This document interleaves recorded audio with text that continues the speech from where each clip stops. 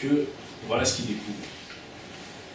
Il découvre effectivement que dans la partie RAES, ici, le tissu n'est pas du lin pur, il y a effectivement du coton. Il découvre aussi une teinture.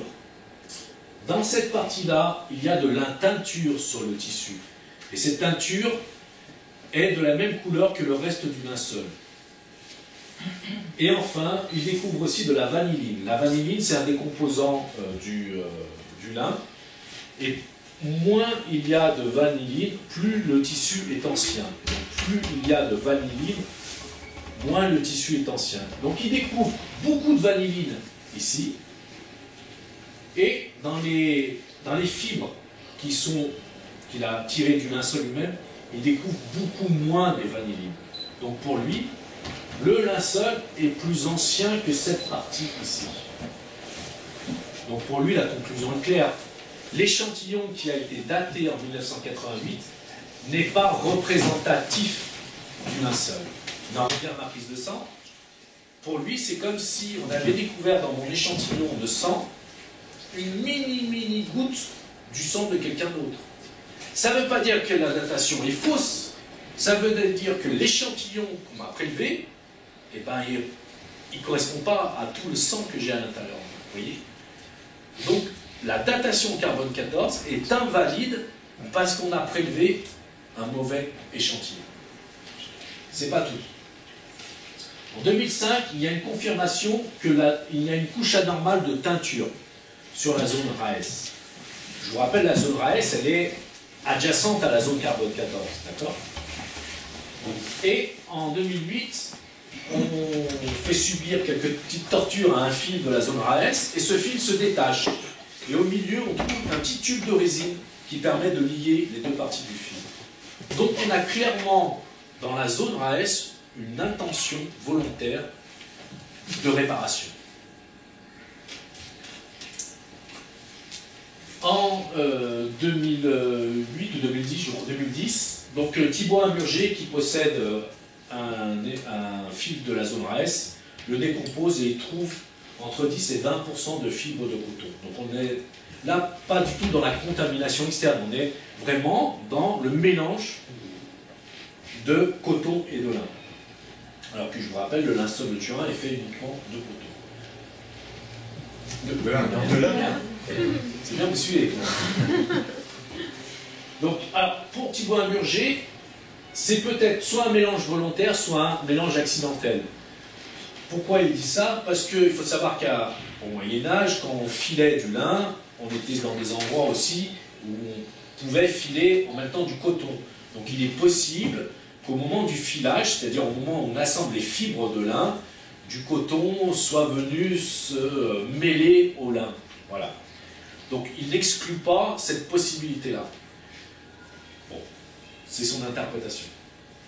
Donc la conclusion pour le carbone 14, il y a un conflit d'experts, puisque des experts en textile affirment qu'il n'y a pas de patch, c'est-à-dire qu'il n'y a pas une intention volontaire de réparation à l'endroit de la zone carbone 14.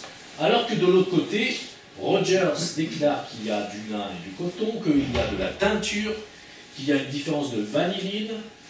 Pour lui, cet échantillon est un patch. Dans tous les cas, l'échantillon qui a été prélevé au 88 invalide la datation carbone 14. Peut-être que la date est vraie, mais en tout cas, l'échantillon, il n'est pas bon. C'est pas bon échantillon. C'est pas l'échantillon en fait. C'est un échantillon, mais qui ne représente pas le linceul de Turin. Donc on peut déclarer scientifiquement, preuve à l'appui, Raymond Rogers, c'est pas n'importe qui. Il a proposé ses résultats dans une revue scientifique avec au comité de lecture, etc. etc. D'autres recherches, comme je vous ai fait voir, ont été faites, ont prouvé la présence de coton, de teinture, de tubes en résine, etc. etc. Donc on a un doute, même quasiment scientifique, sur l'échantillon lui-même. Donc, moi, voilà mon interprétation, j'affirme que la datation de carbone 14 est invalide. Je ne dis pas qu'elle est fausse, je dis qu'elle est invalidée. Donc pour moi, je ne sais pas de quand date ce linceul de Turin, scientifiquement. On va passer à l'analyse médico-légale. Je vais faire une entorse à mon objectivité, et pour vous, je vais faire un parallèle entre la passion du Christ et ce qu'a subi l'homme du linceul de Turin, ce qu'ont constaté les médecins légistes qui ont analysé le cadavre, j'allais dire, de l'homme du linceul de Turin. C'est vrai qu'on ne voit pas beaucoup là. Donc, dans Marc, je vais vous le lire, donc on lit, « Alors ils lui crachèrent au visage et le frappèrent. Mais il y en avait qui le giflaient en disant « Prophétise pour nous, Messie, qui t'a frappé ?» Sur le linceul de Turin, on constate une fracture du cartilage nasal, une déviation de la cloison, une tuméfaction à la base du nez, une tuméfaction de la joue. Donc on voit ici que la joue est beaucoup plus grosse que l'autre. Dans Jean, les soldats qui avaient tressé une couronne avec des épines la lumière sur la tête. On constate sur le linceul de Turin des traînées, des écoulements de sang au niveau du front, des tempes, etc., sur les cheveux.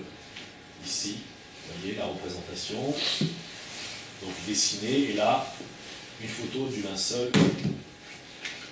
À l'arrière de la tête de l'homme du linceul de Turin, on trouve des écoulements de sang, mais aussi au-dessus de la tête, comme si on l'avait couronné d'un casque d'épines.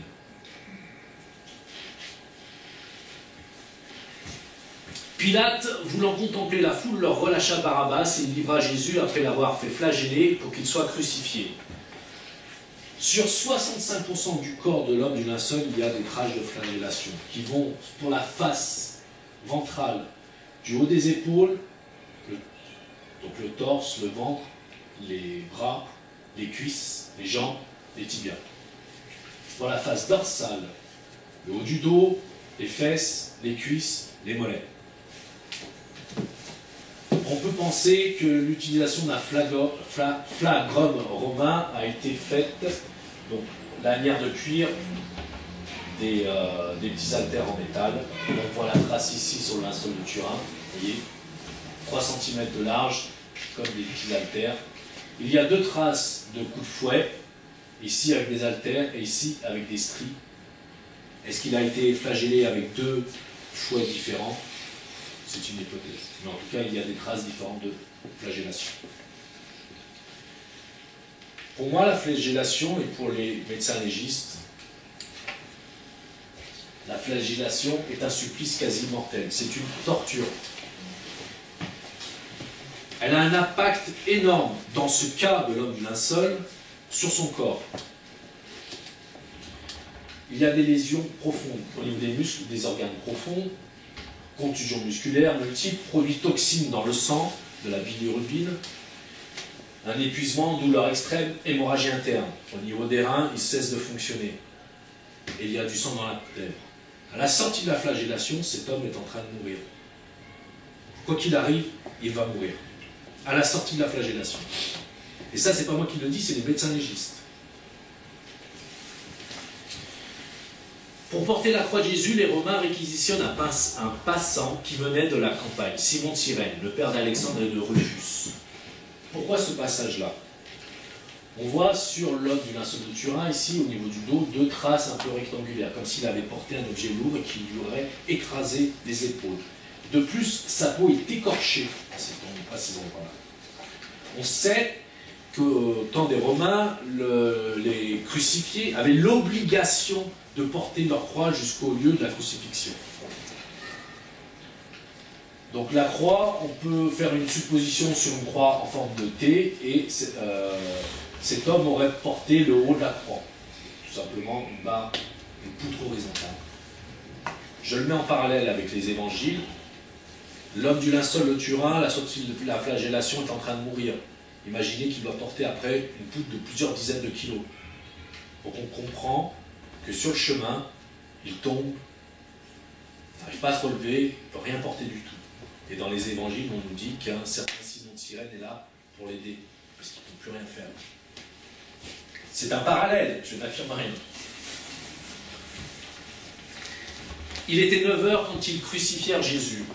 Sur l'homme du linceul de Turin, donc on trouve des traces de sang au niveau des mains. Supposition, un clou qui aurait été planté sur le haut de la main ou au niveau des poignets. Les deux hypothèses sont valables. Douleur extrême, rétractation dans un cas du pouce automatique. Si on plante un clou ici, ça fait se rétracter le pouce. Au niveau des pieds, donc on voit ici la sortie de l'hémorragie et l'écoulement de sang ici et ici. Deux hypothèses, un clou dans chaque pied ou un clou unique qui cloue les deux pieds à la fois. Les deux hypothèses sont discutées, sont valables. Dans l'évangile de Jean, arrivés à Jésus, ils constatèrent qu'il était déjà mort. Ils ne lui brisèrent pas les jambes, mais un des soldats, d'un coup de lance, le frappa au côté et aussitôt il en sortit du sang et de l'eau. Au niveau du linceul de Turin, l'homme du linceul de Turin a une blessure ici qui est béante. C'est-à-dire que pour les médecins légistes, elle a été faite post-mortem. C'est-à-dire après la mort de l'homme du linceul, cette blessure a été faite. On voit l'écoulement de sang ici, le long du corps, à l'avant, et sur la face dorsale, le même sang ici, mais qui se retrouve de manière horizontale au niveau des reins. Preuve que cet homme était en position verticale, le sang coule de manière verticale, puis en position horizontale, puisque le même sang a imprégné le tissu du linceul de manière horizontale.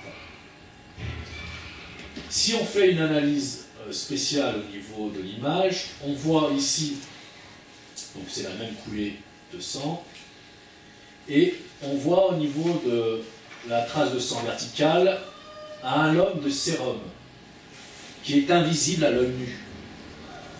Donc le sérum qui a l'aspect de l'eau, qui est très clair. D'où le parallèle avec l'évangile de Jean. Donc il descendit de la croix, l'enveloppa d'un linceul et le posa dans une tombe taillée dans le roc où personne encore n'avait été mis. Donc la position particulière de l'homme du linceul de Turin s'explique par le fait que cet homme aurait gardé la même position qu'il avait au moment de sa mort. Donc l'homme du linceul de Turin n'est pas à plat sur son linceul, mais il est dans cette position-là, qui serait la position qu'il avait au moment de la mort. Donc on le voit ici, enveloppé dans son linceul. D'accord ? Et il aurait cette position-là, au moment de sa mort, et on aurait rabattu les bras, on aurait cassé la rigidité cadavérique pour pouvoir rabattre les bras comme ceci. Normalement, la rigidité cadavérique arrive plusieurs heures après la mort. Or là, dans des cas de mort très violente, et ça a été constaté par les médecins légistes pendant les guerres, la rigidité cadavérique peut arriver très vite. Parce qu'il a commencé à mourir après la flagellation, en fait. Ça a été très violent. Ça a été très violent. C'est pour ça que les pouces sont restés entre autres. Donc, ça expliquerait la position particulière qu'il avait dans son linceul. Surtout, ceci. Pilate s'étonna que Jésus soit déjà mort. C'est assez... Moi, ça m'a toujours paru bizarre, cette phrase. Pourquoi il serait déjà mort?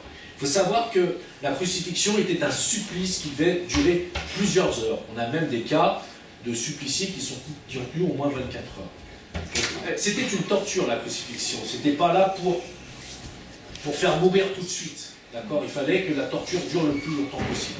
Alors là, Pilate s'étonne que Jésus soit déjà mort. On le constate pour l'homme du linceul de Turin. Le scénario de la mort de l'homme du linceul de Turin.